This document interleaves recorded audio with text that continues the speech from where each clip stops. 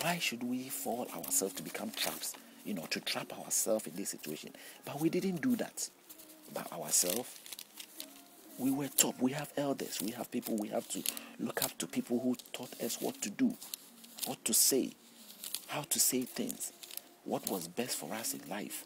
You get brought up by parents. That gives you guidance as to what is good for you in your life. So we didn't just take off the path of trying to seek answers, to the sort of life that we have today. But we were meant to sort of, go through the guidance and accept it as it is meant to be, and see it as a true way of bringing something good to our life, something that will bring our life to the standard that is acceptable, or can be seen as something that can be very embracive. And so we took up that path based on the counseling of what we saw as a good counseling, or the good hopes to bring a better life for ourselves. And this is what we have learned out of all this, that they are not necessarily corresponding in a sense that we would expect it to. They are not really meriting. The answers are not really coming together well. Now, we are also possessed in evil ways to stand in our way of discovering what we need to discover. Sometimes we are driven in so many dimensions. A man's mind is in double states, somehow having double-mindedness. You get caught up in a situation where you are having an influence from the other side, and you're having an influence from the other side, and it's hard for you to come to just to justify or conclude that, okay, this is the way to go, this is the true answers of my life, or this is what will bless me or will open my life into the right path. You can't easily come to that conclusion as at yet, because you are torn apart. You are torn in between counselings of all sorts, that you cannot specifically know the right way forward. And as if you are sort of in a position to sort of to discover answers like I'm doing every day, or putting out there for you, then we have a chance. We have a chance of come to a point where we will definitely have our life,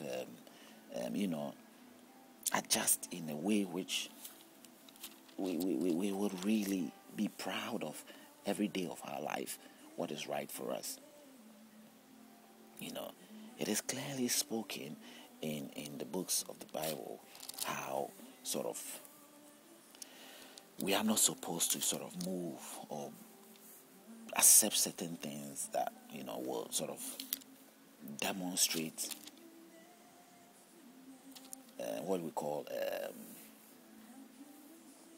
what is called blasphemy to the living God.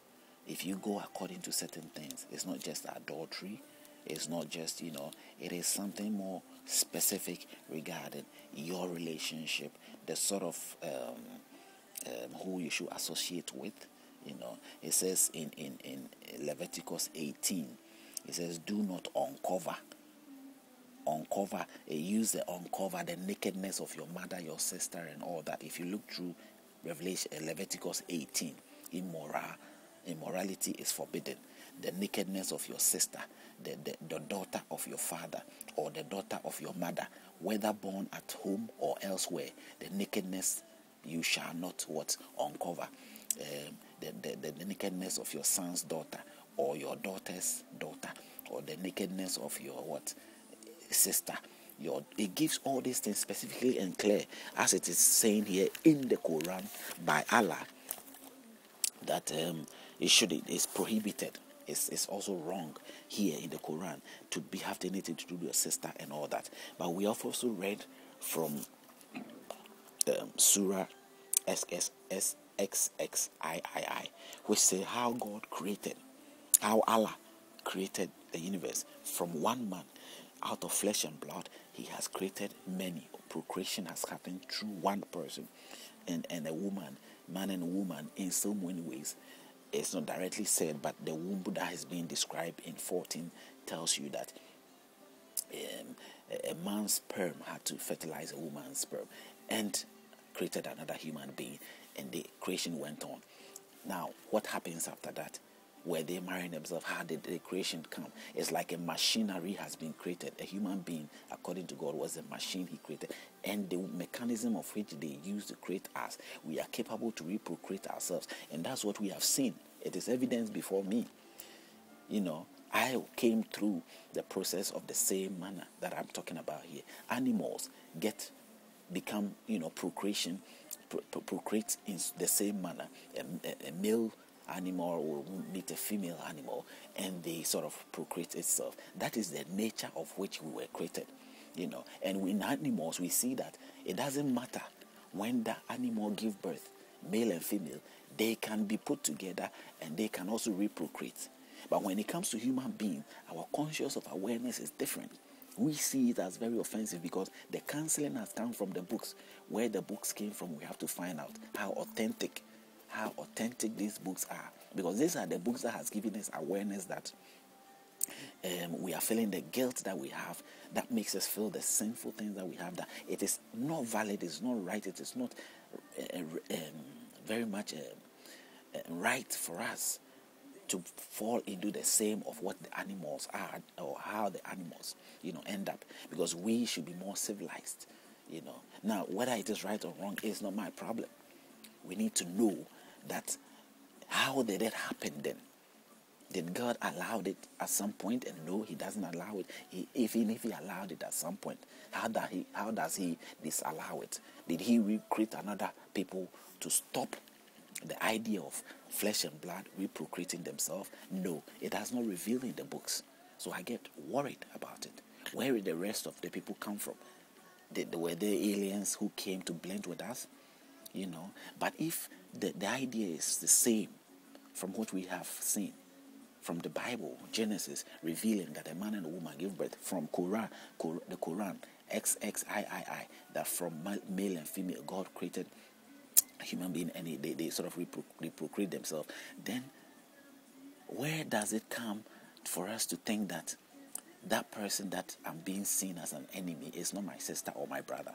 Whoever that person is, associated or not associated, is a brother or sister, distant related, close related. And so no matter what, I don't know how relevant it can be for such a law that we have read in the Quran and in the Bible be relevant. I don't know. I'm not making it up. I just read it to you. Check it out and think about it. Use your mind, the mindset that Jehovah and Allah has given you. Use it and think about it. That if God will do this and turn around and give such a law, I don't know how he will do it and how he can do it if he chooses to. God is God. That's what.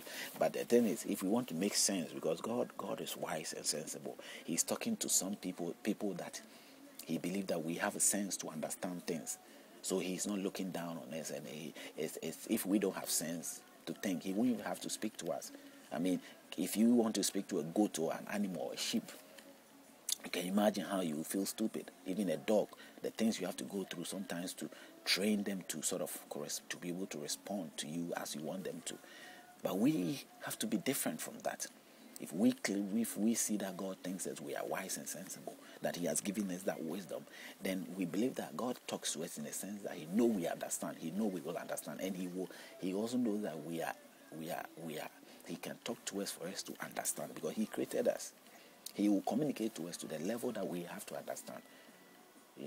But in every way, if we don't move along the line that we understand him and he understands us, then we are really curving on really very treacherous grounds, or very terrible grounds. No matter how the world has become created, we can never move forward and achieve the peaceful means that we want to. So I will look at it in the right way, and I will suggest you also look at it. And I tell you, these are the roots of the problem. These are the roots of the problem. This is where the counseling soaked into us. Even if not you, the leaders of which we have, who have got the time, the time and the sort of got the respect of discernment to truth, or the idea of interest in giving these things a thought, and they happen to be leaders. So what